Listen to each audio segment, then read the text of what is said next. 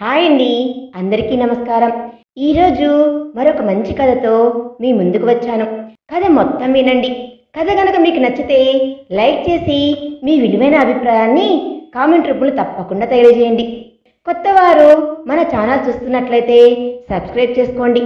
ఇక లేట్ చేయకుండా మనం కథలోకి వెళ్ళిపోదాం.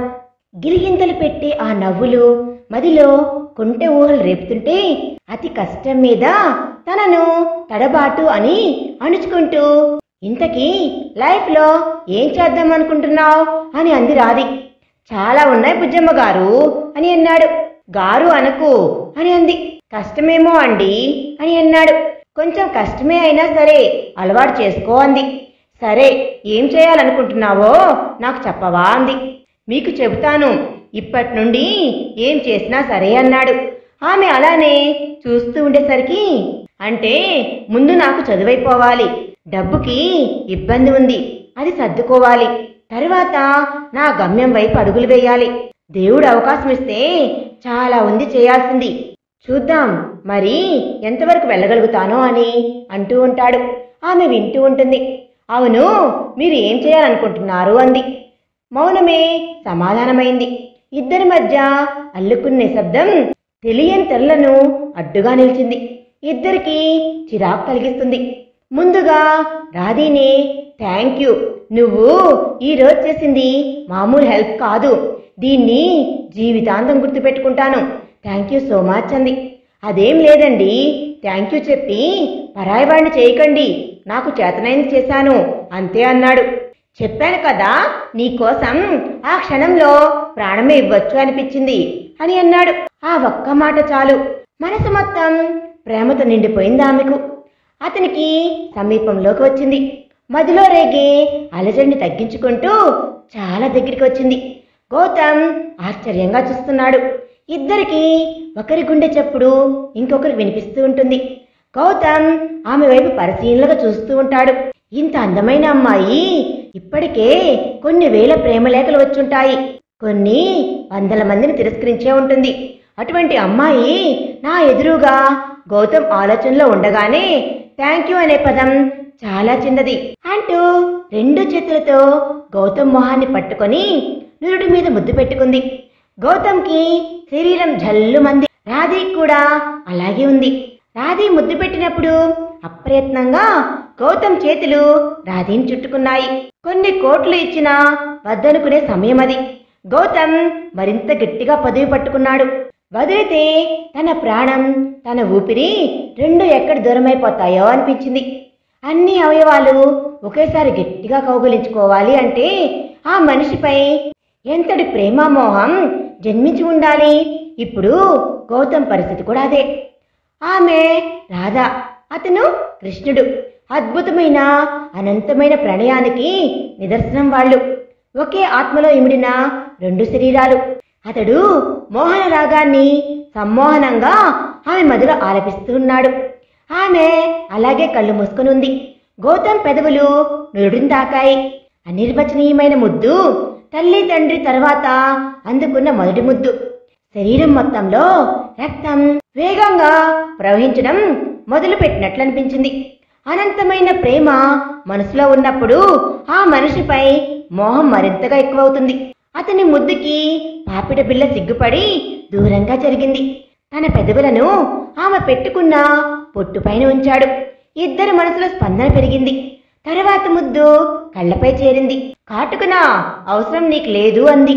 నిన్ను కాపాడేవాడు వచ్చాడు చూడు అన్నట్లు అనిపించింది. ఇంకొంచెం కిందకి దిగి ఆమె ముక్కు పొడకపై పెట్టిన ముద్దు చెలి సింగారానికి దిష్టి చుక్కలా మారింది. పెదవులపై పెట్టిన ముద్దు ఆత్మల సంగమానికి తెరతీసింది. ఇద్దరి మధ్య ఉన్న పొరలు క్రమంగా తొలగిపోయాయి. తన వెనక ముద్దు మల్లెల హారమైంది. కళ్ళ మీద ముద్దు కాటుకయ్యింది.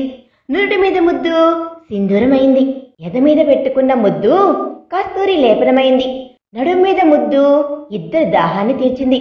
పాదాల మీద ముద్దు వెండి గజ్జల మోత అయింది. కాళ్ళవేల నుండి నురుటి వరకు అతని పెదవులు తగలని భాగమే లేదు. శరీరం మొత్తంలో వెచ్చని శ్వాసలో ఊపిర్లు ఏకం చేస్తూ ఒకరి ఊపిరి ఇంకొకరు మార్చుకుంటూ శరీరం మీది వలువలు నగలు ఎప్పుడు దూరమయ్యాయో. ఇసుక పట్టమంచమైంది. ఆమె చీర పట్టుపాన్పుగా మారింది. అతని వస్త్రం దుప్పటిగా మారింది. తన అందాలన్నీ అతని పెదవులతో తడుముతూ ముద్దులు పెడుతూ పెట్టిన వాటికి గుర్తుగా తన పంటి గుర్తును బహుమతిగా ఇస్తూ లేత దర్భ పోచ వంటి తన శరీర కాంతికి తుళ్ళిపడి అధరాల ఆక్రమణలో మొదలు దేహాన్ని మొత్తం చుట్టేశాడు.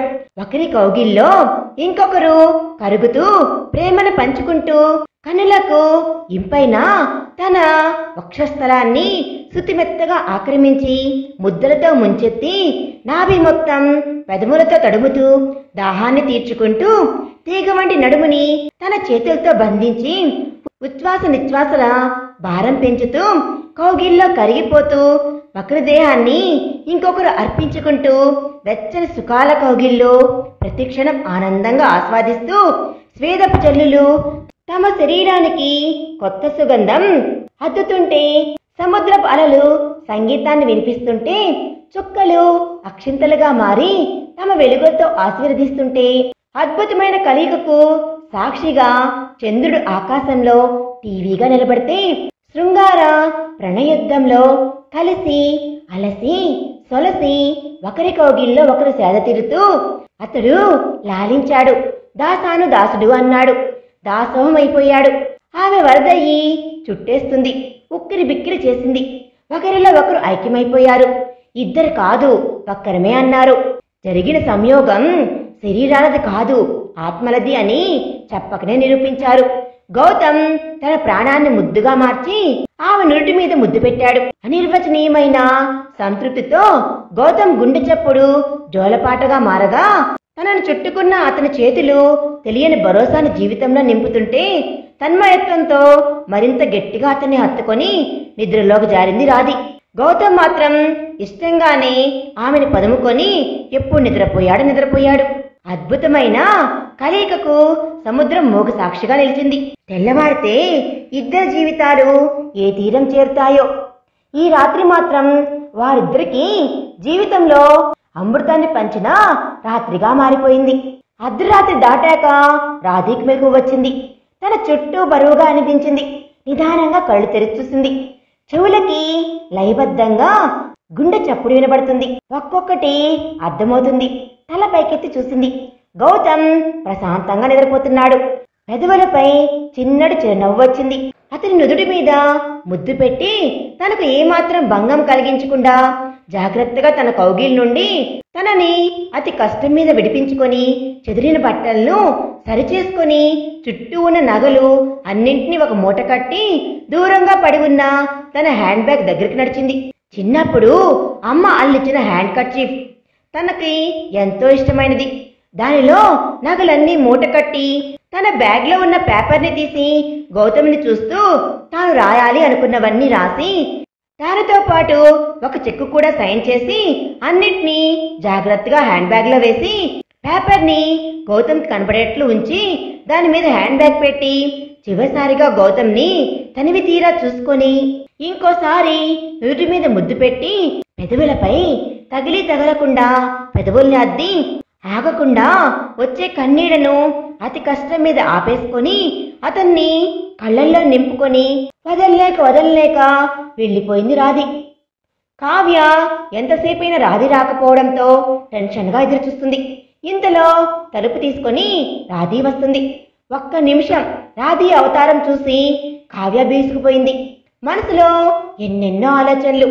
జరగరానిది ఏమైనా జరిగిందేమో అని, ఏదైనా అనర్థం జరిగిందా అని ఎవరైనా బలవంతంగా ఇంకా ఆలోచించలేకపోయింది.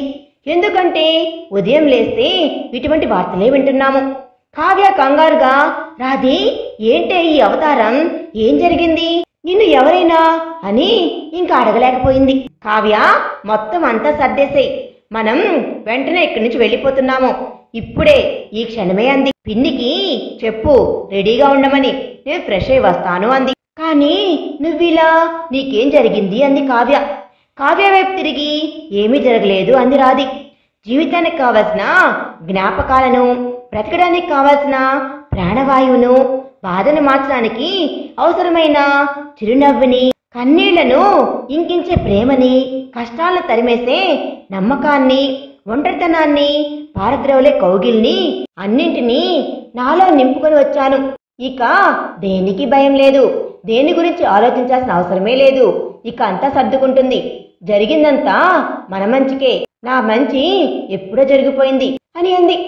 ఏం మాట్లాడుతున్నావో అర్థం కాలేదు రాధి అంది. నీకు అర్థం కాదులేవే, నువ్వు తొందరగా రూమ్ సర్దేయ్, మనం వెళ్ళిపోదాము అని ఫ్రెష్ అవడానికి వెళ్ళింది. కావ్య చూస్తూ ఉండిపోయింది. రాధి షవర్ కింద నిలబడినప్పుడు గౌతమ్ అల్లరి గుర్తుకు వచ్చి పెదవులపై చిరునవ్వు, కళ్ళల్లో నీళ్లు రెండు ఏకకాలంలోనే వస్తున్నాయి. తన శరీరంపై గౌతమ్ చేసిన సంతకాలను స్పష్టంగా కనబడుతూ ఉన్నాయి అద్దంలో. గుండెల మీద రాసిన అక్షరాలు ఆ మైకంలో నొప్పి తెలియలేదు. రాత్రి జరిగింది గుర్తుకు వచ్చింది. తన వక్షం మీద ముద్దు పెడుతూ ఒక్క నిమిషం ఆగి పక్కనే ఉన్న పదునుగా ఉన్న దాన్ని తీసుకొని తన గుండెల మీద అందంగా తన పేరు రాసుకున్నాడు, రాధి అని. ఏం చేస్తున్నావు గౌతమ్ అంది. నువ్వు గుండె లోపలే కాదు, గుండె మీద కూడా ఉండాలి. అందుకే సింహాసనం వేశాను. నేను బ్రతికి ఉన్నంత వరకు నీ జ్ఞాపకం నా శరీరం పైన ఉండిపోతుంది అని అన్నాడు. రాధి కూడా అలాగే చూస్తూ అదే వస్తువు తీసుకుని తన మీద కూడా కన్నయ్య అని రాసుకుంది. అయ్యో వద్దు, నొప్పి, చెబితే వినండి అన్నాడు. నొప్పిగా ఉంటుంది, ప్లీజ్ నా మాట వినండి అన్నాడు. రాధి రాయటం పూర్తి చేసింది.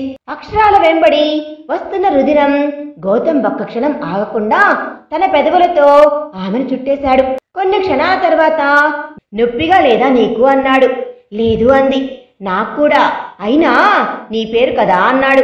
ఆమె వక్షం పైన ఉన్న తన పేరును ఎంతో ఆర్తిగా ముద్దు పెట్టుకున్నాడు.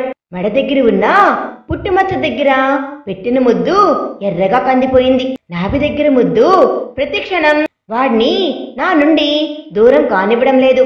తన శరీరాన్ని అంటుకున్న అతని సుమగంధం తనని వదిలిపోను అంటుంది. అన్నీ గుర్తుకొస్తున్నాయి. ఏడుపు ఆగటం లేదు రాధికి. అతి కష్టం మీద తనను తాను నిగ్రహించుకొని బయటకు వచ్చి నిండుగా చూడీదారు వేసి బయటకు వెళ్ళిపోయింది. అప్పటికే కావ్య, రాధి పిన్ని రెడీగా ఉన్నారు. కావ్య చెప్పిన విషయం విని ఆమె మొహం వెలిగిపోయింది. రామ్మా, నువ్విని తొందరగా ఒప్పుకుంటావని అనుకోలేదు. ఎంతైనా ఆ నాన్న కూతురివి, నీ వాళ్ళకి నష్టం కలిగించవు అని అంది. ఆమె ఇంకా ఏదేదో చెబుతూ ఉంది. పిన్ని, తొందరగా వెళ్దాం పదండి అంటూ కారులో కూర్చుంది. కావ్య, రాధి వెనుక. డ్రైవర్ పిన్ని ముందు కూర్చోవడంతో కారు కదిలింది. కిటికీ నుండి గౌతమ్ తాను నడిచిన దారిని అది కనుమరుగయ్యే వరకు అంతవరకు చూస్తూ ఉండిపోయింది. ఇంకా దారి కనపడకపోవడంతో తల వెనక్కి వాల్చి సీటు కానుకొని కళ్ళు మూసుకుంటుంది రాధి. కావ్యకి అంతా విచిత్రంగా ఉంది. ఎదురుగా రాధి పిన్ని ఉండటంతో ఏమీ కదిలించలేకపోయింది. ఇంత తొందరగా రాధి ఒప్పుకోవడంతో వచ్చే లాభాలను అంచనా వేస్తూ ఆమె పిన్ని ఉండిపోయింది. అంతవరకు వెచ్చలుగా ఉన్న చలి కౌగిలి దూరం అవడంతో సముద్రం నుండి వచ్చే చల్లటి గాలి రివ్వుమని శరీరాన్ని తగులుతుంది. తనలోని ఏదో భాగం తన నుండి దూరమైనట్లు మనసు, మెదడు సంకేతాలు ఇస్తూ ఉండడంతో చలి ఎక్కువగా ఉండడంతో నిదానంగా కళ్ళు తెరిచాడు. గుండెల మీద ఉండాల్సిన బరువు లేకపోవడంతో ఏదో వెలితిగా అనిపించింది. చేతులతో అంత తడిమాడు. ఎవ్వరూ లేరు. పూర్తిగా స్పృహలోకి వచ్చేశాడు. తను తప్ప ఎవ్వరూ లేరు. కనుచూపు మేరలో కూడా. చుట్టూ ఇంకా చీకటి పోలేదు. జరిగింది ఒక్క నిమిషం కళా నిజమా అనిపించింది. తనను తాను పరీక్షగా చూసుకున్నాడు. ఒంటికంటిన కుంకుమ, పగిలిన గాజులు, చెదిరిన పువ్వులు జరిగిందని సాక్ష్యంగా నిలబడ్డాయి. గౌతమ్కి అర్థమైందప్పుడు తన బుజ్జమ్మ తనను వదిలి వెళ్ళిపోయింది అని. తన ప్రాణం తనని వదిలేసి వెళ్ళినట్లుంది. ఊపిరి ఆగినట్లు అనిపించింది. కళ్ళల్లో పొంగిన సముద్రాన్ని ఆపే ప్రయత్నం కూడా చేయలేదు. అసలు మెదడు, మనసు పనిచేయడం మానేసింది. ఎంతసేపు అయ్యిందో అంతా శూన్యంలా అనిపిస్తుంది. గుండెల్లో పర్వతాలు బద్దలవుతూ ఉన్నాయి. ఎవరితో పంచుకోలేని బాధ. కేవలం శ్వాస మాత్రమే ఆడుతుంది. ప్రాణం, ఊపిరి, జీవం ఎప్పుడో బుజ్జమ్మతో పాటే వెళ్ళిపోయాయేమో అన్నట్లు అనిపిస్తూ ఉంది. అలా ఎంతసేపు కూర్చున్నాడో ప్రపంచమంతా మాయమైపోయి తానొక్కడే మిగిలినట్లుగా ఉంది. గాలికి పేపర్ రెపరెపలాడుతూ ఉంది. ఆ శబ్దానికి అటువైపు చూశాడు. తన పక్కన ఒక హ్యాండ్ బ్యాగ్ పెట్టి దాని కింద పేపర్ ఉంది. అది బుజ్జమ్మ గారు వచ్చేటప్పుడు మర్చిపోయిన హ్యాండ్ బ్యాగ్. అక్కడే రూమ్లో ఉంటే ఏమైనా అవసరం వస్తుందేమో అని తీసుకుని వచ్చిచ్చాడు. హ్యాండ్ బ్యాగ్ని పక్కన పెట్టి పేపర్ అందుకున్నాడు. క్రమంగా తెల్లవారుతూ ఉంది. చీకటి పలచనబడుతుంది. కళ్ళు పేపర్లో రాసిన అక్షరాల వెంట పరిగెత్తాయి.